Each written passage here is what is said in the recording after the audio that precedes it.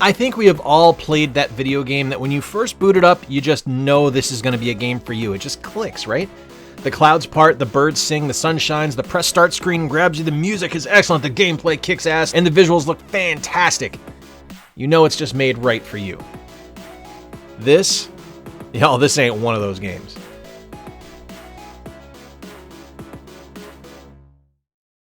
Now, I did a short a few weeks back, which if you were a subscriber, you would have seen. You should click that button down below if you haven't subscribed yet. I presented you all with a stack of games and said that you fine folks would get to pick which game from the stack would be my next past due review. And overwhelmingly, the winner was Metroid Other M for the Nintendo Wii, which I was really excited about. Now, you guys know how we do our reviews. We go over the look, the sound, the gameplay, and the aesthetics of the title, which can cover everything from menu design to box art. Now, Metroid Other M was developed by Team Ninja and released in 2010. I remember seeing this in stores and thinking I would grab it, but I got a confession to make. Like most Metroid games that aren't Super Metroid, I just kinda sat on it and eventually forgot about its existence. So a few months back when I saw it was ticketed at $5, I decided to finally take the plunge and pick it up. I didn't receive a manual with my purchase, but the case and disc were in solid shape, so I figured for $5, you know what, you get what you pay for. And how prophetic those words were. Metroid Other M is a third-person action game with first-person elements that we'll get a little more in-depth with in the gameplay section. For the most part, the intermixed display works pretty well. Remembering that this is a game on hardware 3 generations old at this point, it's kind of remarkable how good Samus and the various Federation forces and enemies look in the game. I mean, the attack effects and explosions are all pretty and very well rendered, and nothing really sticks out as looking poor from a character perspective in a static view. But where the characters fall apart is in their animation sequences. Now, I don't really know how to better describe this than Samus moves like she's holding it and looking for a bathroom to take a pee. I mean, her movements are super stilted and they don't stitch well together at all. She's moving frantically. She moves like there should be Benny Hill music playing all the time. Like Yakety Sax should be playing over the game at all times. Because even when you should be moving at a steady pace, she appears to be rushing at full speed through everything. Take a look.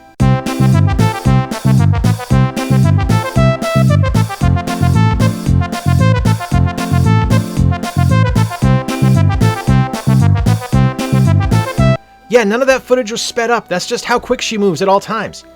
And as you gather from the intro to this video, I don't like this game. So I gotta be straight up, my review is maybe from the first 40 minutes of gameplay. I can't say how the game opens up visually. I can only tell you that in my time playing it, I thought the environments were flat and unimaginative. The most exciting thing being a few wall jump sequences I had to execute and having to use the morph ball to get under a small gap. I will say that the cutscenes do look great. D-Rockets did some stellar animation. It made the game feel appropriately creepy and ominous given the fact that while it's definitely a sci-fi game, it straddles the line between sci-fi action and implied survival horror. There's an underlying tenseness that needs to be navigated. Unfortunately for those cutscenes, the tenseness is completely waylaid by the absolutely god-awful voice direction in the game. There's no life to any of the characters. Jessica Aaron Martin sounds fine as Samus given the script that she has to work with and the direction she was given for her performance, but the complete lack of emotion in her delivery and absence of recognition from the director completely takes you out of the story. Listen here. Yes, there was a time when I was enrolled in the Galactic Federation Army.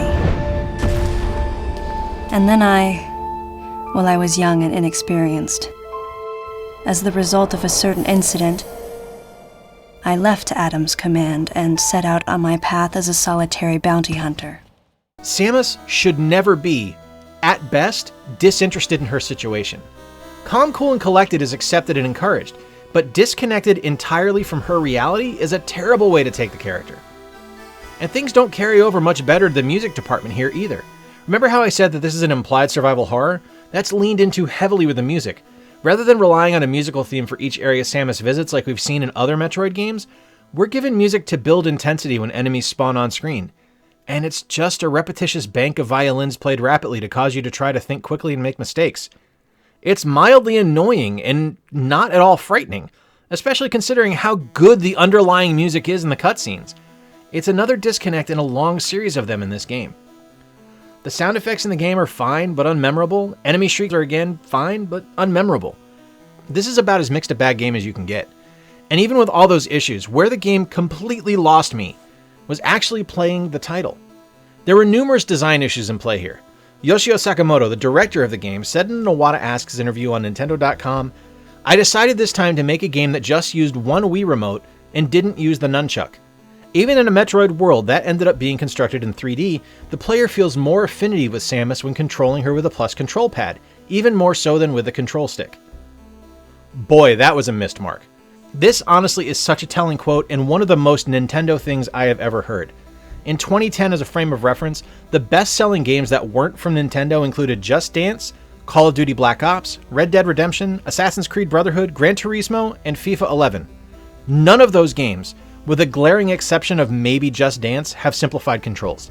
Nintendo frequently has their eyes set far upon the horizon while having their feet firmly planted in tradition, with an utter reliance on their fans forgiving their poor design choices.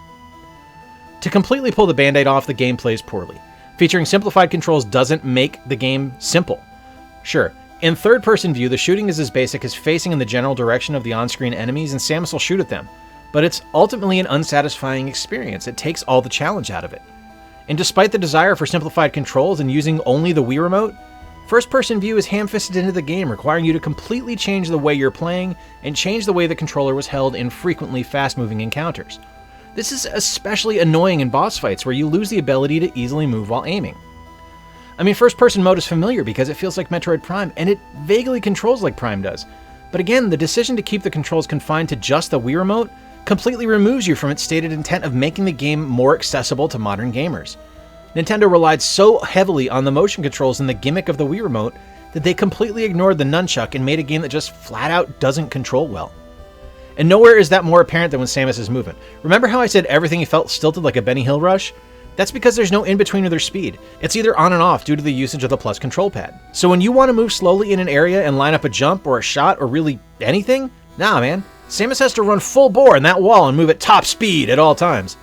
One small switch to utilizing the control stick rather than the plus control pad would have completely alleviated that. It would have solved so many movement issues that the game runs into. But the most aggravating part of this game, despite how incredible they look, are the damn cutscenes. They are never ending, and they take so much time to get through. You can't skip them on your first playthrough. It wouldn't be so bad if they did more than just look okay, but all they are is beautiful animation coupled with an uninspired voice direction. There's no reason to have them not be skippable, as the plot given is pointless to the overall story. And the writing? Oh my god, the writing. This is a My Chemical Romance album turned into video game form. Overtly melodramatic. Just, ugh.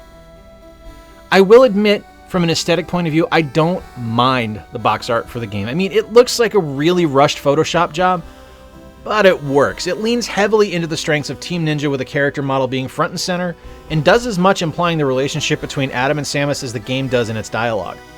But overall, the aesthetics of the game are much like the rest of it. Uneven and pretty much not thought out completely. It's a shame because what could have been a great game is, at the very best, average. I wanted so badly to like this game. I love the Metroid universe. And as someone who legit loves this franchise, even though I do admittedly forget about it all the time, I fully expected to be head over feet for this title. And instead, I can say without hesitation that unless you are a Metroid completionist, you should skip this game entirely. It is a mismatch of poor design choices and bad direction with an overly dramatic story that, frankly, completely tosses out the character development Samus has exhibited over her previous titles.